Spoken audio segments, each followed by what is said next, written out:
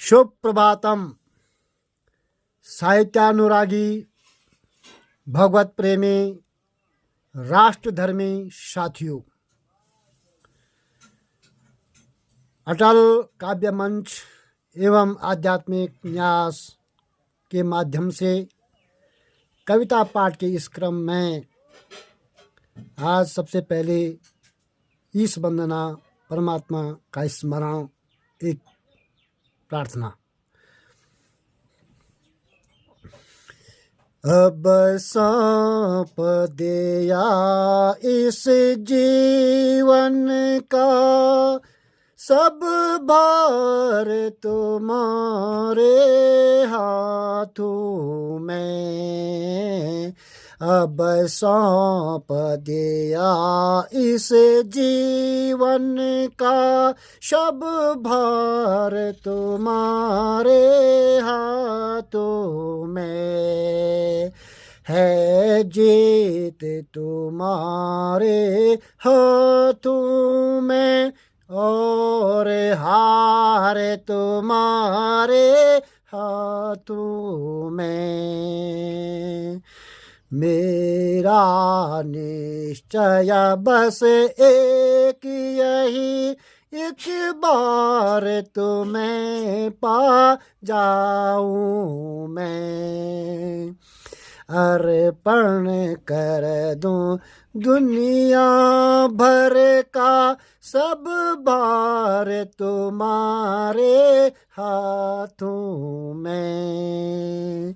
अब सौंप दिया इस जीवन का सब भार तुम्हारे हाथों में। जब जब संसार का कैदी बनो, तब चरण कमल का पुजारी बनो। जब जब संसार का कैदी बनो, तब चरण कमल का पुजारी बनो। इस पूजा के एक एक रग का हो तार तुम्हारे हाथों में।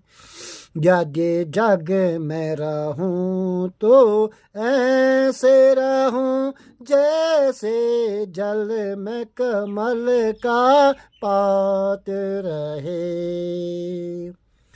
मेरे सब गुण दोष समर्पित हो करतार तुम्हारे हाथों में। अब सौंप दिया इस जीवन का सब भार तुम्हारे हाथों में। मुझ में तुझ में बस भेद यही, मैं नर हूँ तुम नारायण हो। मुझ में तुझ में बस भेद यही, मैं नर हूँ तुम नारायण हो।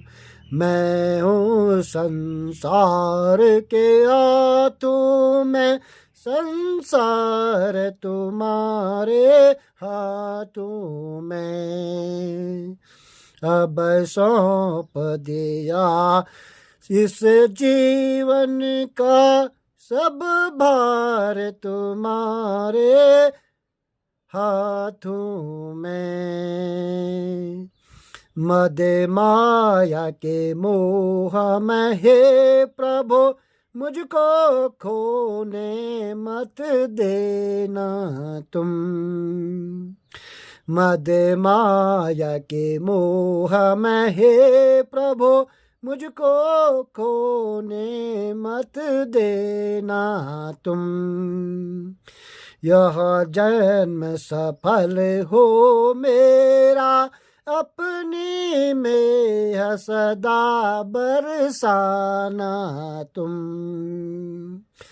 अब सौंप दिया इस जीवन का सब भार तुम्हारे हाथों में, तुम्हारे हाथों में। इस प्रार्थना के अनंतर 2 पद्य खंड व्यतीत आत्मा से।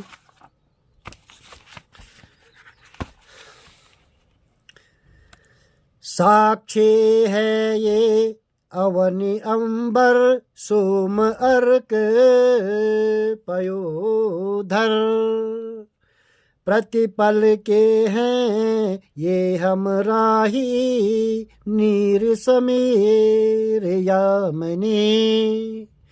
देखा सबने दृग युगल से, द्वंद्व अभिमान का, चले ढहते व्यूह दर्प के, जय हुई पुरुषार्थ के। थोड़ा इसका भावार्थ देख लेते हैं। सृष्टि के आरंभ में ही संघर्ष प्रारंभ हो चुका था।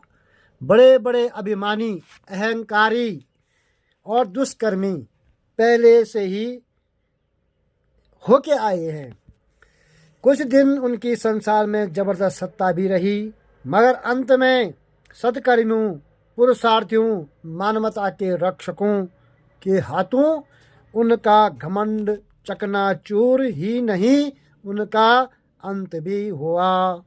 उन अभिमानियों के जिनके अजेय अभेद्य व्यूह को तोड़ना उनकी दृष्टि में असंभव था, लेकिन समय आने पर ऐसे मजबूत किले एक एक कर आसानी से ढहते चले। आज वे अपकीर्ति, अपयश, निंदा और घृणा के कुपात्र बने हुए हैं। इन तमाम घटनाओं के प्रत्यक्षदर्शी यह सारा चराचर जगत है। जिंदगी के प्रति पल के हम सफर, पृथ्वी, सूर्य, आसमान, चांद, जल, वायु, रात, दिन, सभी ने अपनी आंखों से होते हुए देखा और देखेंगे भी। इसलिए हे मनुष्य, किसी भी प्रकार के अभिमान से रहित होकर सत्य व कल्याणकारी मार्ग पर चल। सचमुच में यदि तू अमर होना चाहता है, युग युगों तक सुकीर्ति का पात्र बनना चाहता है, तो सदा पुरुषार्थी बन। हुई किसकी यह मिट्टी, रही यही मेदिनी, बांधे पुलिया सात समुंदर, चले हाथ झाड़ कर, थामे थे जो धर्म ध्वजा की, वे गए परलोक को, रही किसकी जागीर यहाँ, मत भरमा मनवा तो। इस पृथ्वी पर शासन करने वाले बड़े बड़े राजा महाराजा हुए, उनका व उनके संपूर्ण साम्राज्य इसी मिट्टी में मिल गए। आखिर में उनके साथ एक तिनका भी नहीं गया। नंगे आए और नंगे चले गए। यह मिट्टी आज भी यही पड़ी है। इसी ने सभी को अपने आगोश में समा दिया। पृथ्वी को जीतने वाले जमीन दोज हो गए, किंतु पृथ्वी आज भी यथावत है। इस मिट्टी को किसी ने नहीं खाया, इसने सभी को खाया। इसलिए 2 दिन के सफर में हे मानव, पृथ्वी की सब वस्तुओं को अपना मानकर क्यों झगड़ा कर अपने श्रेष्ठ मानव जीवन को यूं ही जाया मत कर। अरे सामान्य जनों का क्या कहना, स्वयं भगवान रामचंद्र जी ने 7 समुद्र पार कर उस पर पुल बांधा और अभिमानी रावण का जो अजेय किला था उसको नष्ट कर दिया। अकेले खाली हाथ वो भी आखिर में यहाँ से चले गए। अनेक महापुरुष जिन्होंने हमेशा धर्म, सत्य, न्याय के मार्ग पर चलकर राजा से रंक हो गए, परंतु सत्य व पुरुषार्थ को नहीं छोड़ा, वे भी परलोक चले गए। यहाँ की सुई तक उनके काम नहीं आई। अर्थात दैहिक रूप से यहाँ कोई अमर नहीं है। अमर है तो उसकी अच्छाइयाँ, उसके किए गए कल्याणकारी कार्य, उसके सद्गुण। इसलिए स्वार्थ, माया, मोह में भी मुक्ति का मार्ग ढूंढकर खुद का कल्याण कर। आज इतना ही साथियों। यह पुस्तक हर एक वय वर्ग, स्त्री, पुरुष, बच्चा, बूढ़ा, साधु, सन्यासी, गृहस्थी, अमीर, गरीब, सबके हित के लिए लिखी गई है। और ये पुस्तक केवल जीना ही नहीं सिखाती है, बल्कि वीर की तरह मृत्यु का भी वर्ण करती है। तो इसको जरूर पढ़ें। आप सबका धन्यवाद।